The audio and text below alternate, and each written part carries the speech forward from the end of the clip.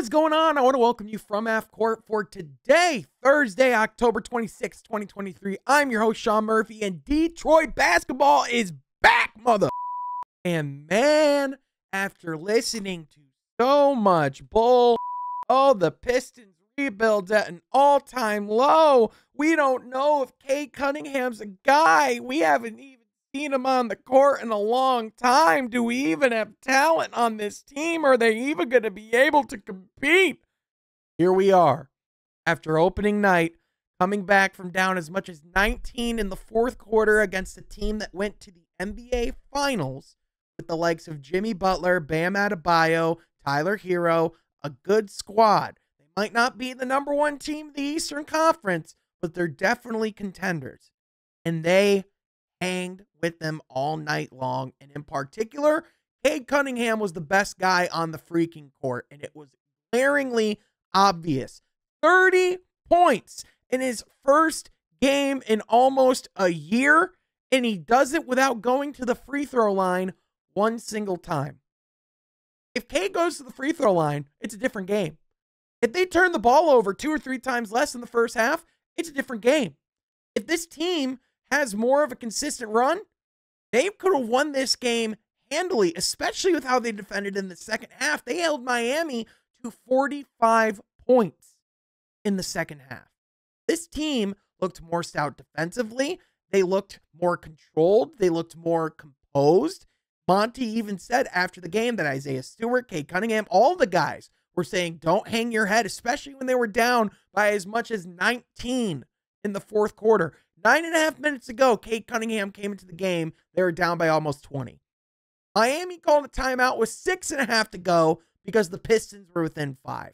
And it wasn't just Cade shooting. It was his playmaking. It was his decision making. When Arn tell him to, when he compared Cade's basketball IQ to Kobe Bryant, he wasn't kidding. His ability to read the floor, to manipulate the floor with his eyes, with his vision, with his body, with his playmaking.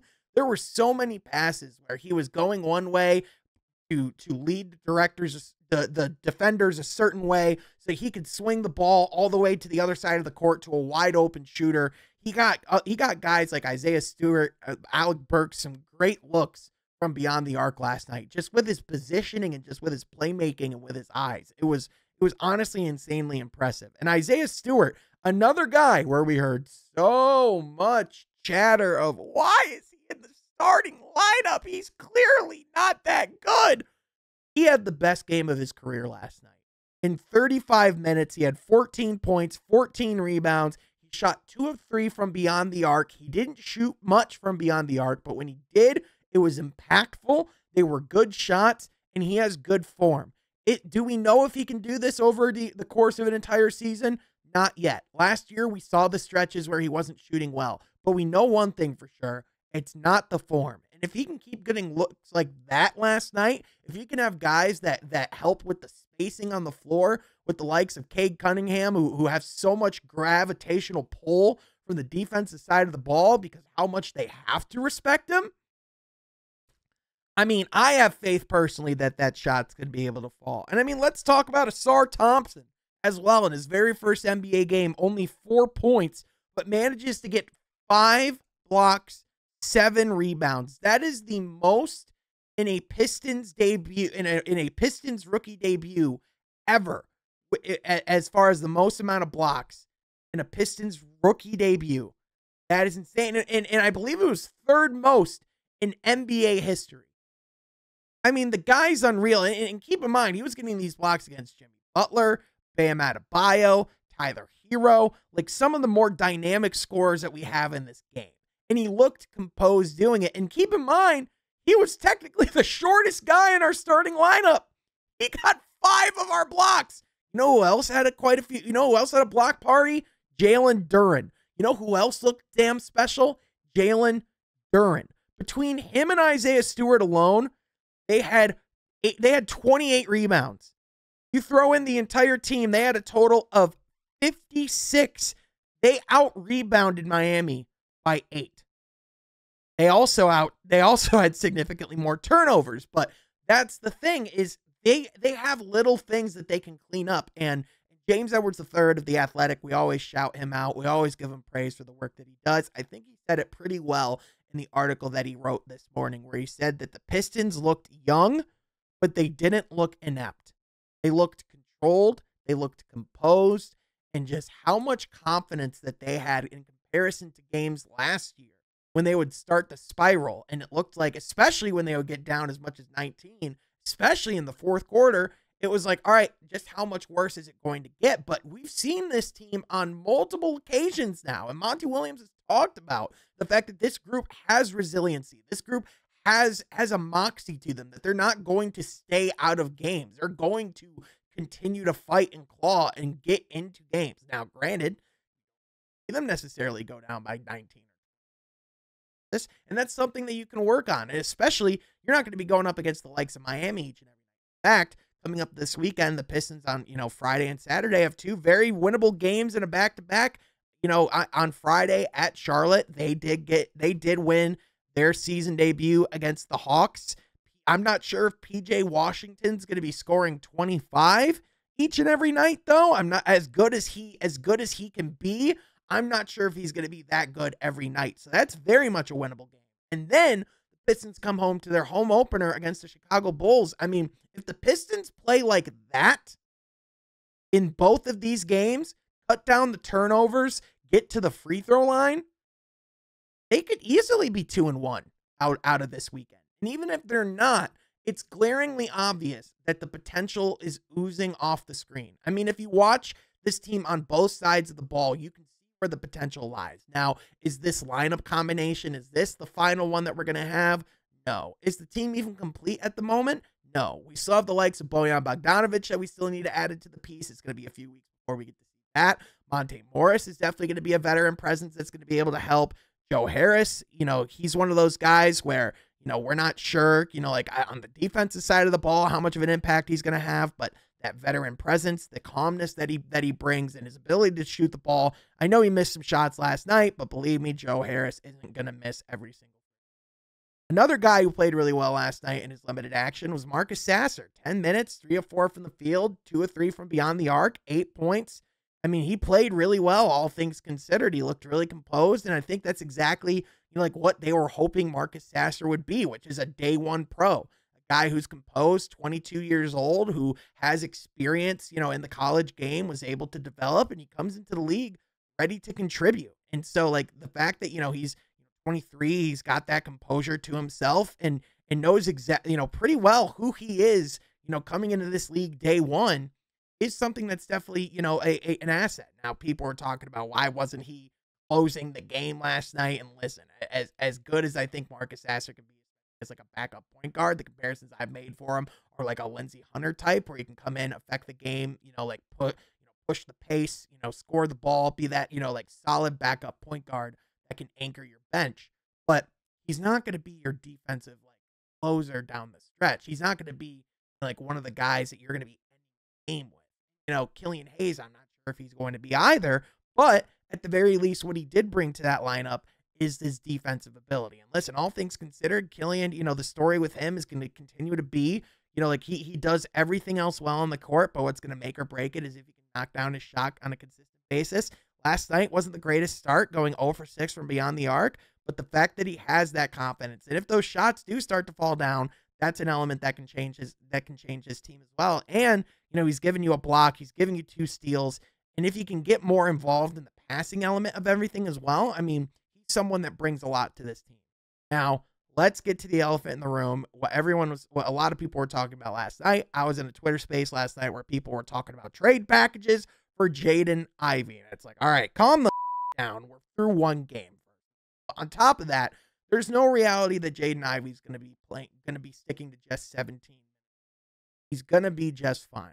I think, when you look at when Jaden Ivey was brought into this team, the challenge for him day one from Troy Weaver was to be great on both sides of the ball, because Jaden Ivey is a gifted scorer.